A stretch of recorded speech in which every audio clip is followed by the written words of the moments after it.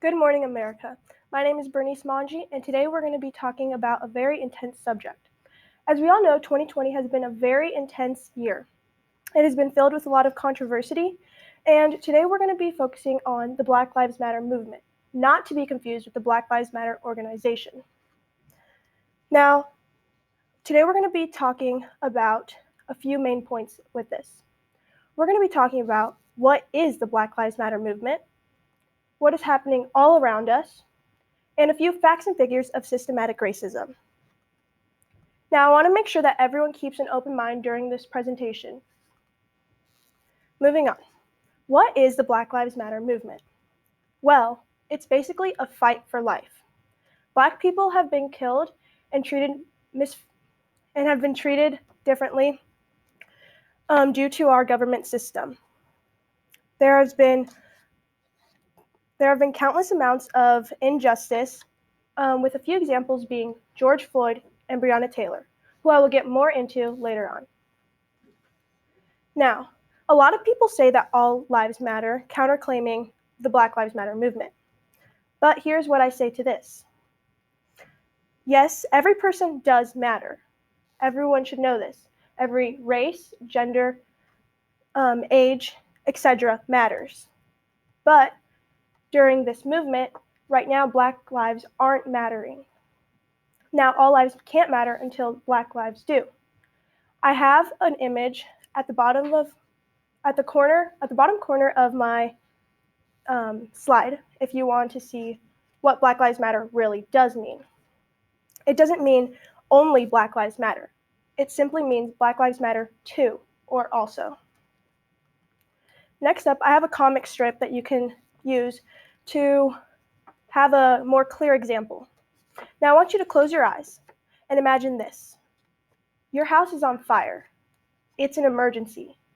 You need to call the fire department so that it can help put that out. Your neighbor is there, merely just looking at you. But they say, what about my house? Doesn't it matter too? Well, of course it does. That is their home.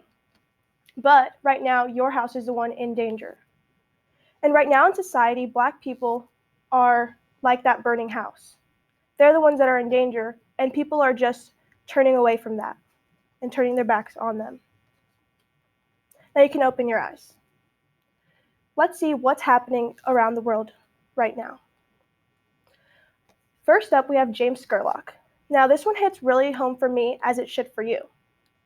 He was a 22-year-old Omaha native who was shot and killed by a 38-year-old bar owner named Jacob Gardner. This was during a Black Lives Matter protest in Omaha. Jacob Gardner was charged with manslaughter, misuse of weapons, and countless more charges. This is James Scurlock, and he was protesting for his life. Next up, we have the sadly famous George Floyd.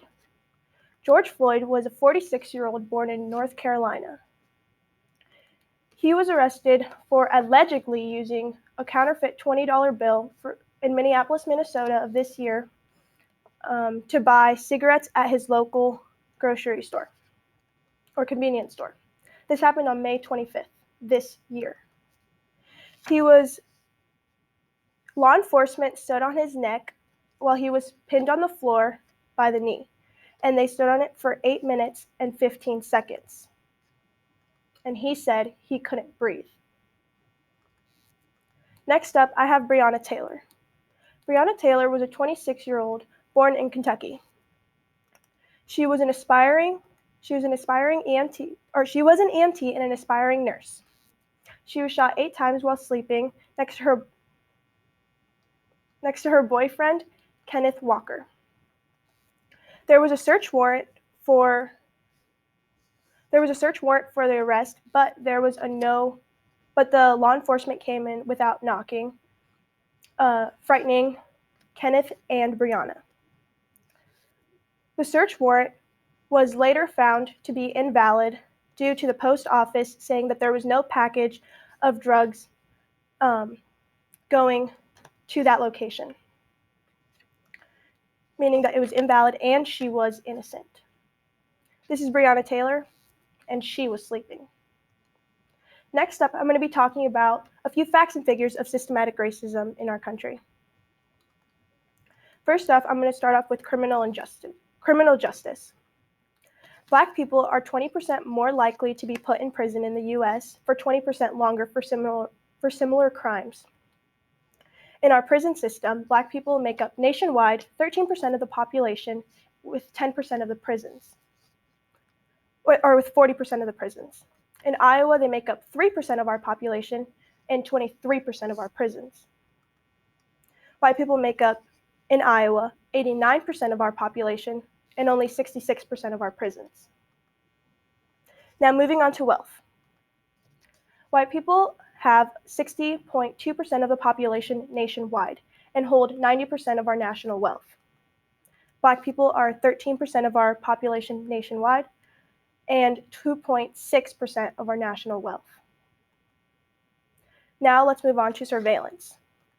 Black people are 30% more likely to be pulled over by the police, meaning that young Black children are taught at a very young age how they're supposed to deal with being pulled over or confrontation. You can see this in a movie example of a Netflix original, Now They See Us. And I found this all on USA Today.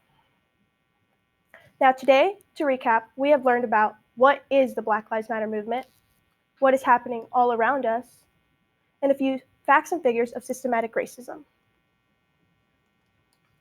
Now, our government system needs to be fixed. We need to show Black people that they're safe in this country and that they feel more at home. And by doing this, police brutality will drop, justice will be served, and we can actually be more united as a nation. Lives are literally at stake. Let's fight together. This has been Berenice Monge, and I'll see you tomorrow, America.